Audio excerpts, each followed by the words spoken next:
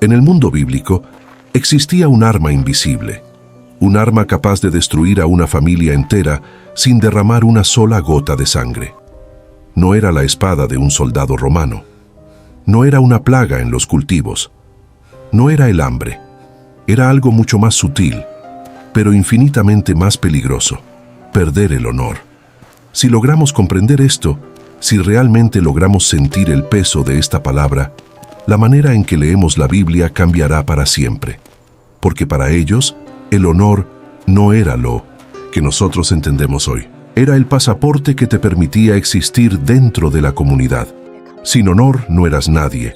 Sin honor tu palabra no tenía valor en el mercado. Sin honor tus hijos no encontrarían con quién casarse. Sin honor te convertías en un fantasma social, ignorado por tus vecinos y olvidado por tu pueblo. Para entenderlo, necesito que uses tu imaginación. Cierra los ojos por un segundo y visualiza una pequeña aldea en las montañas de Judea. Las casas de piedra están construidas una encima de la otra, compartiendo muros, compartiendo patios. No era un simple sentimiento de orgullo personal. No era sentirse bien con uno mismo frente al espejo. En el siglo I, el honor era la única moneda que realmente importaba. Las calles son tan estrechas que si extiendes los brazos, casi puedes tocar las paredes de ambos lados. En este lugar, la privacidad no existe.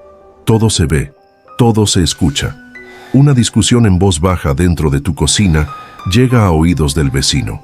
Un gesto de impaciencia en el pozo de agua es comentado antes del atardecer. Aquí, nadie es anónimo. Todos saben quién es tu padre. Todos recuerdan el error que cometió tu abuelo hace 40 años. Y, lo más importante, todos observan. En este mundo de presión constante, cada niño y cada niña aprendía una regla de oro antes incluso de aprender a caminar. Tu comportamiento no te pertenece a ti, pertenece a tu casa. Tú no eras un individuo libre, eras el representante de un clan. Si un hijo cometía un error en la plaza pública, la vergüenza no caía solo sobre él. Manchaba el rostro de su padre, de sus hermanos y de sus tíos. Era una mancha colectiva que a veces tardaba generaciones en borrarse. La vida, por lo tanto, era un escenario público. Imagina el mercado del pueblo al amanecer. El ruido de los animales, los gritos de los vendedores, el polvo en el aire. Allí, entre la compra y la venta, se jugaba el estatus de cada hombre. Cuando dos hombres discutían sobre el precio de una oveja, no era solo una transacción económica, era un duelo de honor. Si uno engañaba al otro y nadie decía nada, el engañado perdía respeto. Y un hombre que no defiende su nombre no puede proteger a su familia. En la sinagoga, la tensión era igual o peor. Los asientos no se ocupaban al azar. Sentarse cerca del muro oriental, donde se guardaban los rollos de la Torá, era un privilegio reservado para los honorables, para los sabios, para los ricos. Sentarse en el fondo, cerca de la puerta, era admitir tu inferioridad. Cada vez que alguien entraba en una habitación, se hacía un cálculo mental instantáneo. ¿Soy más importante que él o él es más importante que yo? ¿Debo saludar primero o esperar a que él me salude? Un error en este protocolo podía ser un insulto grave. Y si para los hombres la presión era asfixiante, para las mujeres era una cuestión de vida o muerte. El honor de una familia residía casi en su totalidad en la pureza sexual de sus mujeres. Una mirada indebida, una conversación demasiado larga con un extraño o un rumor malintencionado podía significar la ruina total. No estamos hablando de vergüenza como una simple incomodidad emocional. Se le veía como débil. Si uno insultaba al otro y no había respuesta, la multitud lo registraba. Ese hombre no sabe defender su nombre, pensarían. Estamos hablando de exclusión. Una hija deshonrada significaba que ninguna otra familia querría unirse a la tuya. Significaba el aislamiento económico y social. Por eso, la vigilancia era constante. Por eso, el miedo al qué dirán no era vanidad, era supervivencia. Y todo esto ocurría bajo una sombra gigantesca y aterradora, la sombra de Roma. El Imperio Romano entendía perfectamente este lenguaje. De hecho, lo usaba como arma. Cuando un soldado romano te obligaba a cargar su equipo durante una milla, no solo buscaba transporte gratis, buscaba humillarte. Buscaba recordarte públicamente quién tenía el poder y quién era el esclavo. La cruz, ese instrumento de tortura que hoy llevamos en cadenas de oro, fue diseñada por Roma no solo para matar, sino para avergonzar al máximo. Desnudaban a la víctima, la elevaban para que todos la vieran en su miseria, la dejaban allí, expuesta, burlada, para que sirviera de advertencia. Esto es lo que le pasa a quien desafía nuestro honor. En medio de esta olla de presión, donde un insulto podía iniciar una venganza de sangre y donde una mala reputación era peor que la pobreza, la gente vivía a la defensiva, protegiendo su nombre como si fuera un tesoro frágil. Nadie quería ser el último. Nadie quería ser el hazmerreír. Y es precisamente aquí, en este escenario de egos frágiles y miedo constante, donde entra Jesús de Nazaret. Cuando abrimos los evangelios, a menudo pensamos que estamos leyendo debates teológicos aburridos. Pero no es así. Estamos viendo duelos de honor de alto riesgo. Cuando un fariseo le hace una pregunta trampa a Jesús en público, no busca aprender, busca avergonzarlo. Él viene a romper las reglas por completo. Viene a proponer una locura, que el honor no se gana subiendo, sino bajando. Pero para entender la magnitud de esa revolución, no basta con la teoría. Necesitamos verla. Necesitamos entrar en dos casas diferentes y presenciar dos momentos que para la cultura de la época fueron un escándalo absoluto.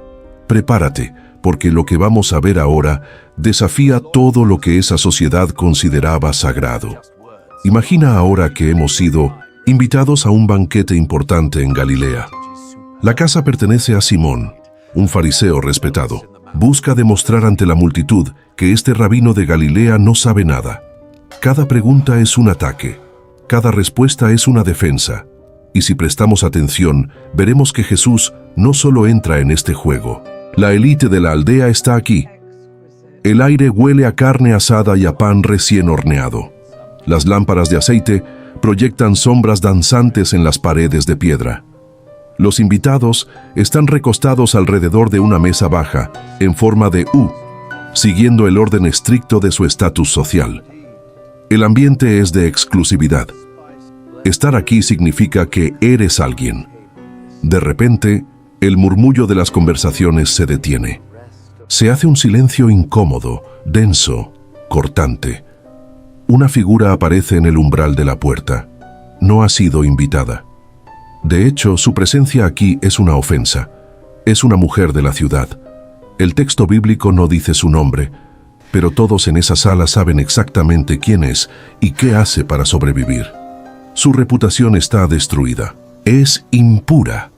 Según las reglas del honor, si ella toca a un hombre religioso, lo contamina.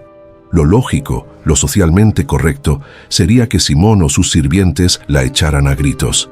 Defender la santidad de la mesa era una obligación, pero ella avanza. Nadie se mueve.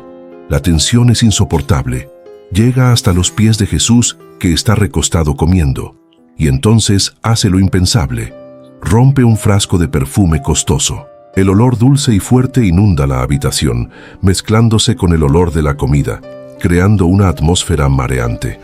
Empieza a llorar. Sus lágrimas caen sobre los pies del maestro, y en un acto de humillación suprema, suelta su cabello, algo que una mujer respetable jamás haría en público, y comienza a secar los pies de Jesús con él. Para los hombres que miran, esto es un escándalo sexual y religioso. Es vergonzoso. Es repugnante. Simón piensa, si este hombre fuera profeta, sabría qué clase de mujer lo está tocando. Pero Jesús no la patea. No retira los pies. En ese momento, Jesús hace algo revolucionario. Absorbe la vergüenza de ella. Deja que su honor de rabino sea manchado para que ella pueda ser restaurada. Delante de toda la élite, declara que ella es perdonada. Le devuelve la dignidad que la sociedad le había robado. En el juego de suma cero del honor, Jesús acepta perder prestigio para que esta mujer gane vida. Ahora, cambiemos de escena. Vayamos a una de las historias más famosas pero peor entendidas. La parábola del padre y los dos hijos.